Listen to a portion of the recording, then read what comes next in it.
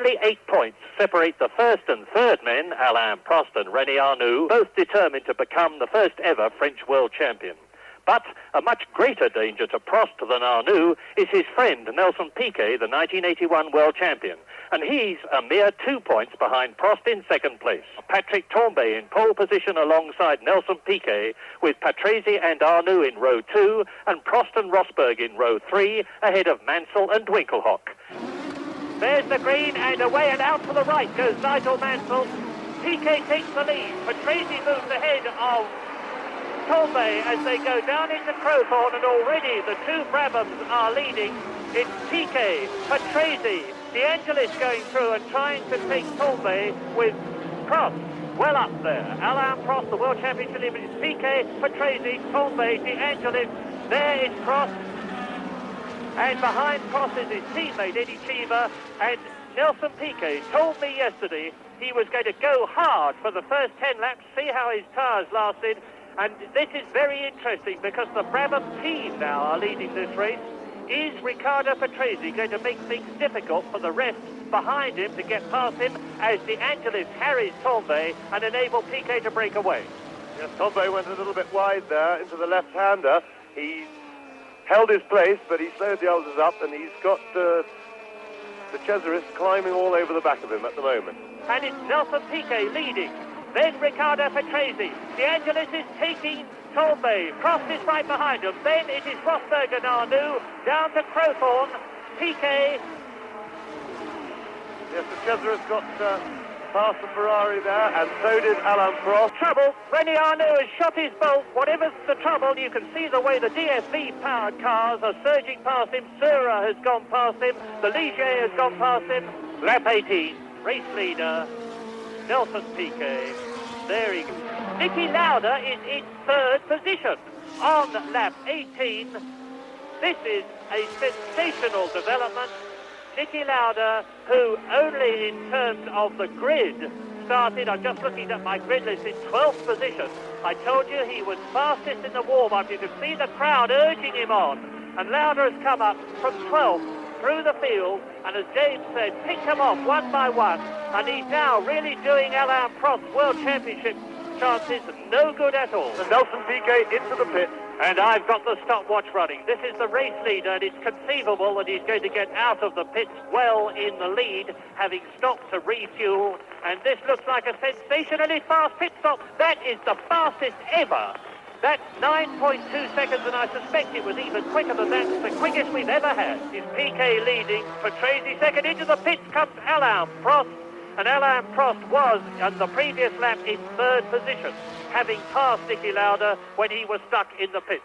Now, this is the most important pit stop of 1983, bar none, because Alain Prost was leading the World Championship when this race began. His target is 8.6 seconds, and it has already been passed. It's a slow pit stop, and out gets Prost. Sensation! Alain Prost, the world champion designate when this race began, gets out of his Renault and retires from the South African Grand Prix. Bitter goal for Prost. He is destined not to be the first ever French world champion, as René Arnoux, who started the World Championship in third place, was destined not to be the first ever French world champion. And that means that Nelson Piquet is indeed well on his way to his second world championship. So we look now at Keke Rosberg with Cheever. Now, Cheever is in 7th position, and Rosberg is taking him.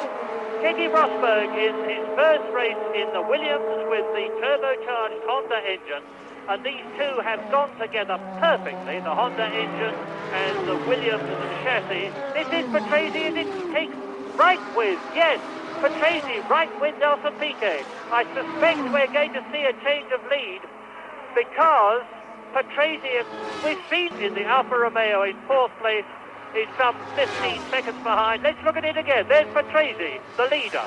Behind is Piquet, the blue and white Brabham on the right. Out from behind his giant rear wing comes the Marlboro Tag Turbo of the double world champion, Niki Lauda. And Lauda out! Lauda out on lap 72. Oh, what absolute tragedy for Niki Lauda. He stopped very sad and very quickly. And a very, very saddened Niki Lauda joins the many others that have retired from this race at a time when he might well have finished in first position had he been able to keep going the way he was going, which means to say that Piquet's place is now even more strongly fixed.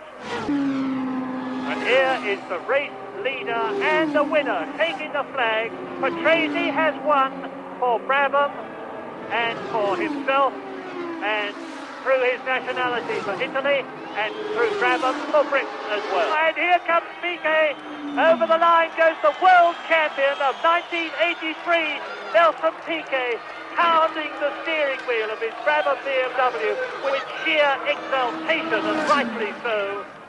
Victory then for Riccardo Patrese from Andrea de Cesaris, with Nelson Piquet a superb third. Derek Warwick a magnificent fourth place, Keke Rosberg fifth, and Eddie Cheever took that sixth position. Now, in terms of the World Championship, that means, of course, as I've said many times, Nelson Piquet is there, world champion of 1983, with 59 points, beating his friend Alain Prost by 2 points. Nelson, first of all, put me out of my misery and tell me what was going on in your mind when people were passing you. Well, nothing, really. I was with the race in my hands, and I didn't want to... Well, my achieve was not to win the race, it was to win the championship. I had a car to win the race without any problem. I ran away in the beginning, and when a Prost stop, I start to slow down, ensure the car to finish the race, because I was really to win the championship.